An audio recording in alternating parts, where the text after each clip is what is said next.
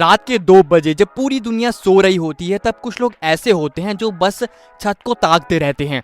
उनके लिए रात शांति नहीं बल्कि एक गहरा अकेलापन और फ्रस्ट्रेशन लाती है, बिल्कुल मेरी तरह। इंसोम्निएक्स आफ्टर स्कूल और ये एनीमे इसी चीज पर बात करता है।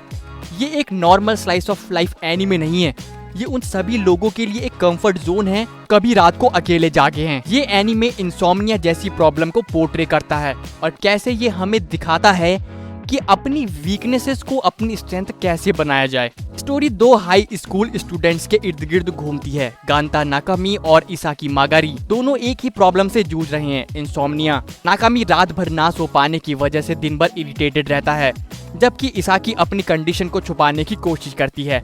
नॉर्मली इंसोम्निया को एक बीमारी या कर्ज की तरह देखा जाता है, लेकिन जब ये दोनों स्कूल के अबैंडन्ड ऑब्जर्वेटरी में मिलते हैं तो सब कुछ बदल जाता है। बजाय रात को एक प्रिजन समझने के वो फैसला करते हैं कि वो इस टाइम को यूटिलाइज करेंगे। अगर वो सो नहीं सकते तो कोई बात नहीं, वो रात के सन्नाटे को एंजॉय करेंगे। वो एस्ट्रोनॉमी क्लब स्टार्ट करते हैं और रात में बाहर निकलकर एस्ट्रोफोटोग्राफी यानी तारों और आसमान की खूबसूरती को कैप्चर करना शुरू करते हैं। ये कॉन्सेप्ट कितना ब्यूटीफुल है कि अगर लाइफ आपको एक प्रॉब्लम देती है तो आप उसे अपने अगेंस्ट लेने के बजाय अपने फेवर में कैसे टर्न कर सकते हो। रात जो पहले अकेलापन थी अब वो उनके लिए कैनवस जैसा है। अब बात करते हैं इस एनीमे के हर्ट के बारे में। नाकामी और इसाकी की केमिस्ट्री। रोमांस एनीमे में अक्सर ओवर द टॉप ड्रामा होता है, लेकिन इंसोम्निएक्स आफ्टर स्कूल में सब कुछ इतना ऑर्गेनिक और ग्राउंडेड लगता है। इनकी बातें, इनका एक दूसरे को बोले बिना समझना और साथ में हार्ट बीट सुनते हुए सोना, ये मोमेंट्स इतने प्योर हैं कि आपके चेहरे पर एक कांस्टेंट स्माइल रहेगी। स्लाइस ऑफ लाइफ एनिमेंट की बात करें तो शो का पेसिंग बहुत काम है। ये आपको रश फील नहीं करवाएगा, ये आपको वो छोटी छोटी खुशियां महसूस करवाएगा, जैसे रात की ठंडी हवा, एक कप गर्म चाय या किसी ऐसे इंसान का साथ जो आपके डर को बिना जज किए समझता हो। फिलोसॉफिकली देखा जाए तो ये शो एक बहुत गहरा मैसेज देता है। You are not broken, you just need your tribe.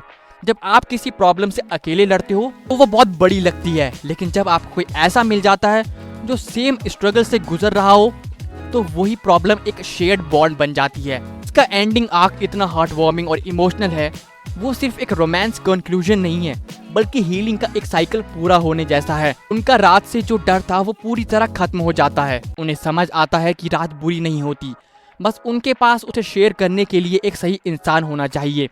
Ending आपको एक गहरी शांति और सेटिस्फैक्शन की फील देती है। एनिमेशन की बात करें तो स्टूडियो लाइडन फिल्म्स ने स्लाइस ऑफ लाइफ जॉनरा के हिसाब से बहुत ही डिसेंट और क्लीन काम किया है, पर जहां ये एनिमे सच में शाइन करता है वो है इसकी बैकग्राउंड आर्ट और लाइटिंग। रात के सीन्स में आसमान, तारे, स्ट्रीट लाइट्स की ग्लो और कैमरा लेंसेज के रिफ्लेक्शन इतने एस्थेटिकली प्लीजिंग है कि हर फ्रेम एक वॉलपेपर लगता है। और इसका साउंड डिजाइन, बीजीएम इतना सटल है कि वो सीन्स को ओवरपावर नहीं करता। क्रिकेट्स की आवाज, हवा का चलना और कैमरे के शटर की क्लिक, ये सब मिलकर एक insane ASMR like cozy atmosphere create करते हैं। ओवरऑल इंसोम्निएक्स आफ्टर स्कूल सिर्फ इंसोम्निया के बारे में नहीं है, ये कहानी है 2 भटके हुए लोगों की जो एक दूसरे के साथ अपनी जगह ढूंढ लेते हैं। अगर आपको ये कोजी, पीसफुल और डीपली इमोशनल एनीमे देखना है तो आपके दिल को सुकून दे तो ये आपकी वॉच लिस्ट में जरूर होना चाहिए। क्या आपने ये एनीमे देखा है और आपको इसका कौन सा मोमेंट सबसे बेस्ट लगा? कमेंट सेक्शन में जरूर बताना।